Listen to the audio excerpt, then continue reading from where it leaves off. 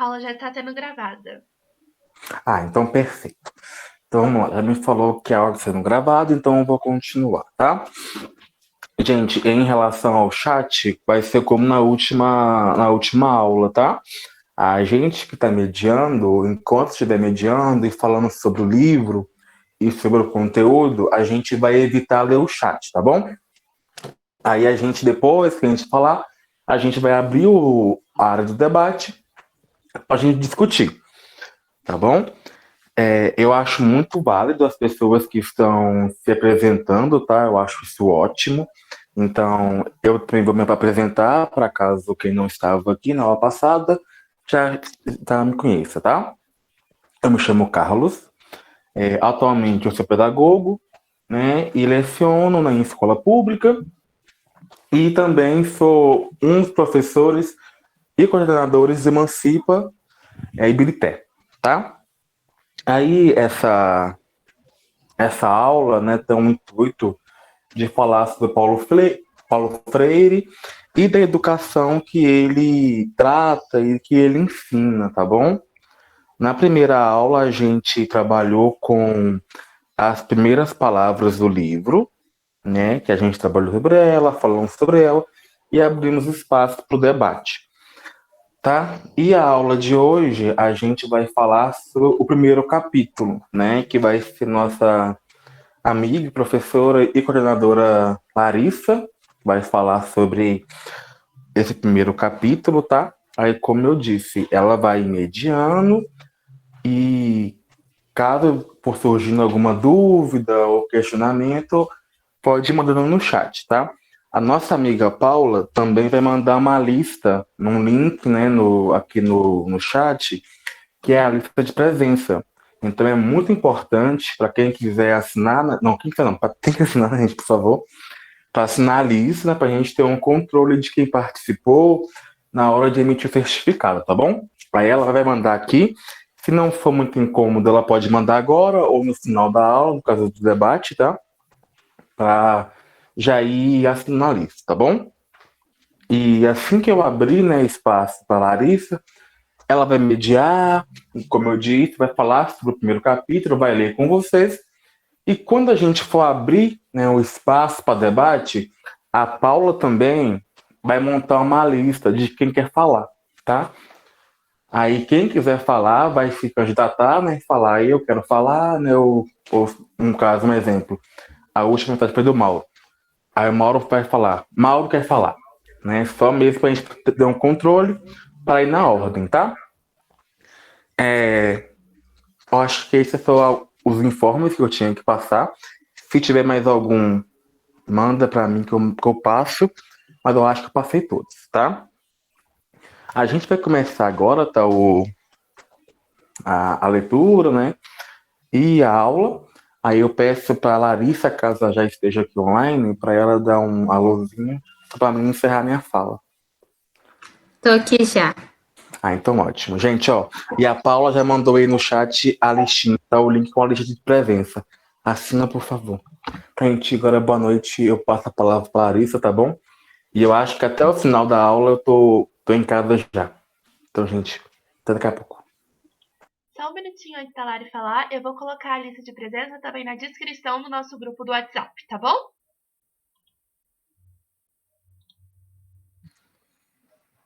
Paula, eu já coloquei e ia até informar isso. Boa noite, gente. Como a Paula falou, o link de lista de presença já está na descrição do grupo. Vou me apresentar a vocês. Eu sou Larissa, eu sou formada em pedagogia pela UENG de Ibirité e sou uma das coordenadoras da rede Emancipa, coordenando aí a unidade em Ibirité, Minas Gerais. Satisfação ter todos vocês aí.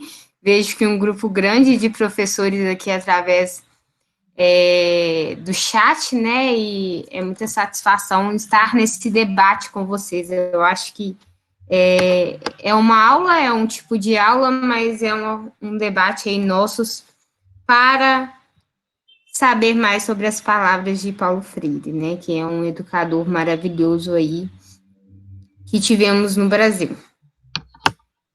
Então, eu vou fazer uma fala inicial mesmo, só para iniciar o debate. Vocês fiquem à vontade para se inscrever já, tá? Aí, depois da minha fala, a gente começa o debate, como já foi informado. Então, o primeiro capítulo do Pedagogia do Oprimido, né, já vem com a justificativa do Pedagogia do Oprimido. Por que criar uma pedagogia do oprimido, né? E aí, Paulo Freire, ele vem discutindo o processo de desumanização causada, né, pela relação opressor e oprimido, né? E ele ressalta ainda que essa desumanização, ela não é uma situação inerente, né? Ela não nasceu, ela não surgiu quando a gente surgiu.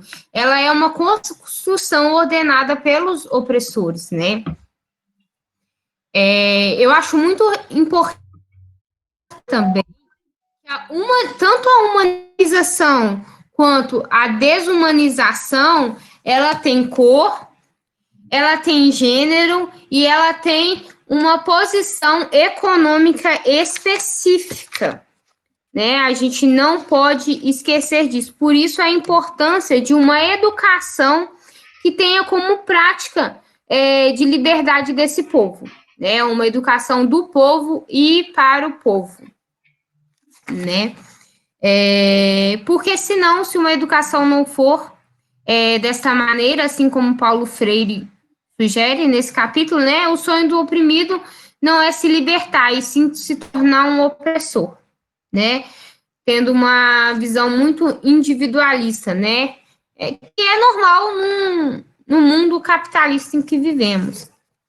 Aí, logo em seguida, né? Ele começa um capítulo, um subcapítulo, né? Que é a contradição de opressores e oprimidos e sua superação.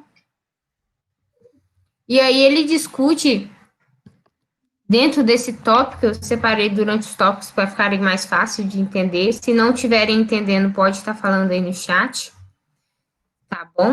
E ele vem indicar para nós que a violência dos opressores desumaniza os oprimidos, mas, de certa forma, também os desumanizam. Ou seja, os opressores também sentem a opressão do qual eles mesmos se coloca para a gente, né?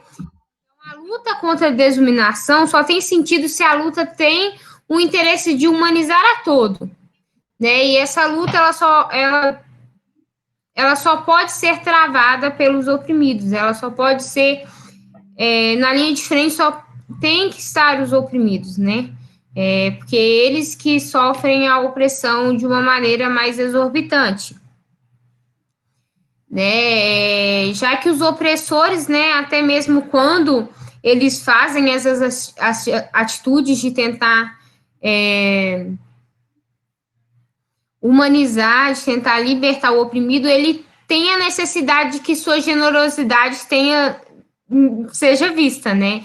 E aí a gente vê em muitos casos, por exemplo, os bancos estão lucrando horrores nessas pandemias, mas tem até uma parte no Jornal Nacional para falar o que os banqueiros estão fazendo para ajudar as pessoas carentes, sendo que eles poderiam reduzir os juros e tudo mais, mas isso não acontece, né? Então, esses falsos generosos têm a necessidade que sua generosidade mantenha a ordem social, que é injusta e se nutre, né, da morte, do desalento e da miséria. Então, continuando aí, a libertação ela não chegará por acaso, né? Mas pela praxis da busca, pelo conhecimento e reconhecimento da necessidade de lutar por ela. Por isso, é necessário uma pedagogia que reflita a situação total dos oprimidos para conhecer totalmente a opressão que a gente vive, reconhecer e lutar por ela, lutar contra ela, né? Contra essa opressão, né? Por isso a educação, ela não deve ser feita para o oprimido, e sim pelo oprimido, do oprimido para o oprimido. Por isso a importância da educação popular, né? Porque a educação, né, ao mesmo tempo que ela pode ter um viés totalmente libertador, ela tem também, e a gente pode perceber isso nas escolas atualmente, o viés opressor, né? Ela tem isso. Dependendo de como a pedagogia ela é realizada.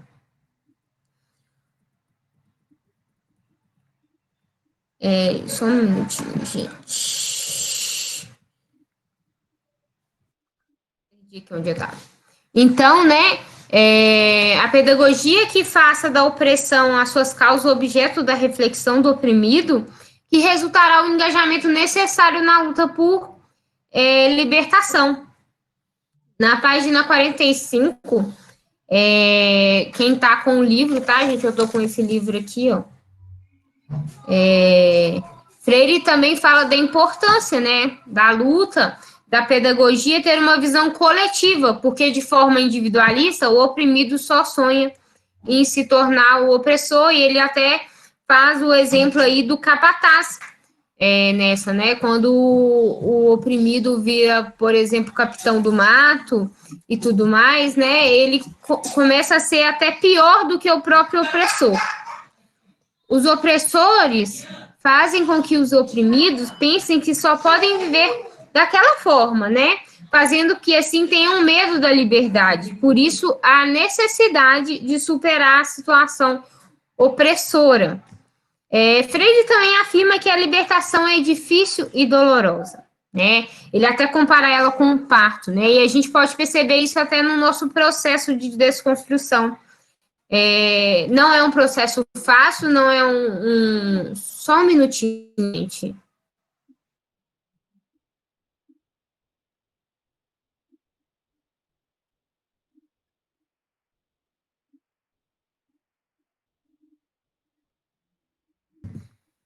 Desculpa, gente, meu filho chegou aqui. Então, né, essa libertação ela é difícil, dolorosa. Então, a nossa desconstrução até mesmo, né, nossa desconstrução machista, nossa desconstrução racista, né, ela é difícil perder coisas que a gente já está na nossa cultura. Então, essa libertação, ela também é difícil e dolorosa, né. Na página 49, ele também fala sobre a posição do opressor, e eu até separei essa frase para ler com vocês. Descobrir-se na posição de opressor, mesmo que sofra por este fato, não é solidarizar-se com os oprimidos. Solidarizar-se com estes é algo mais que prestar assistência a 30 ou 100, mantendo-os atados, contudo, na mesma posição de dependência. Solidarizar-se não é ter consciência que explora e racionalizar sua culpa paternalistamente. A solidariedade exigindo de quem solidariza que assuma a situação de com quem solidarizou. É uma atitude radical.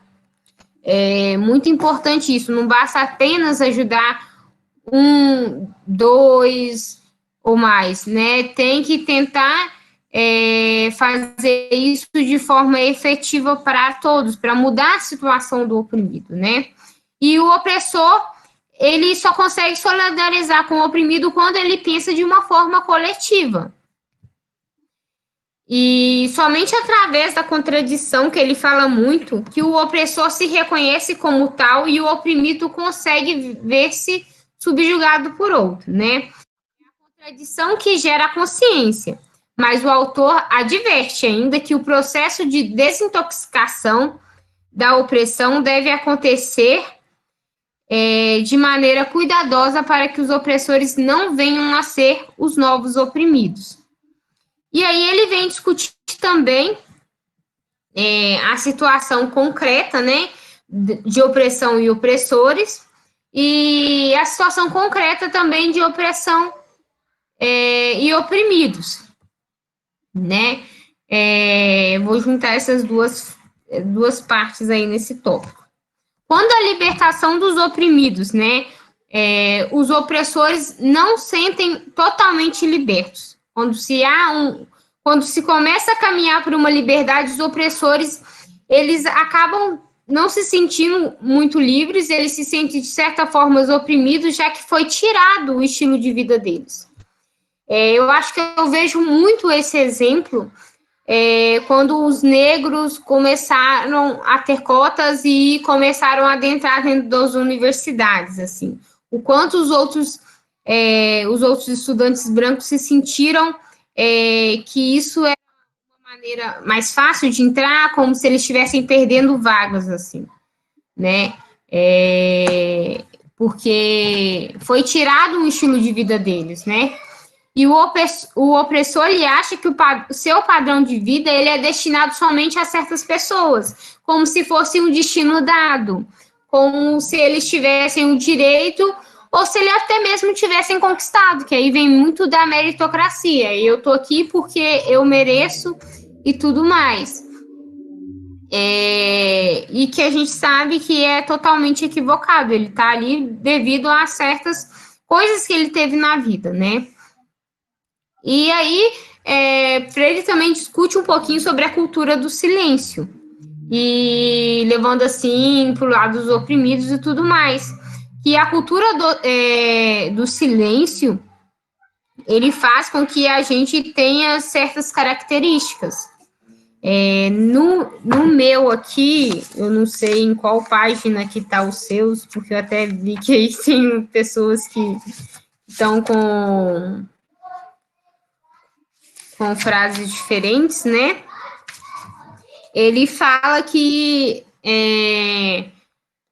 essa cultura do silêncio, ele gera um preconceito e gera um silêncio por parte dos oprimidos, né? E eu vejo muito isso, talvez eu possa estar equivocada, quem tiver também outros exemplos aí.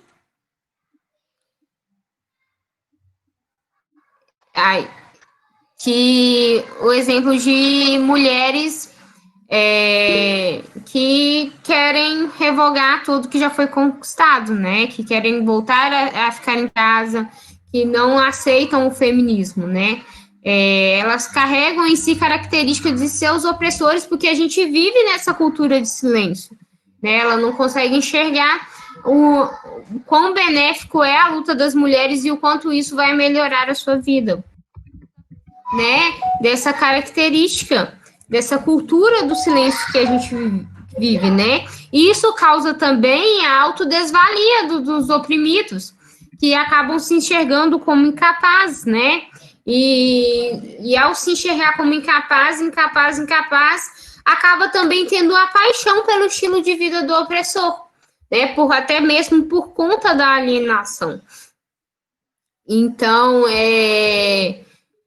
aí Freire vem ressaltar novamente a importância da tomada de consciência do oprimido, né?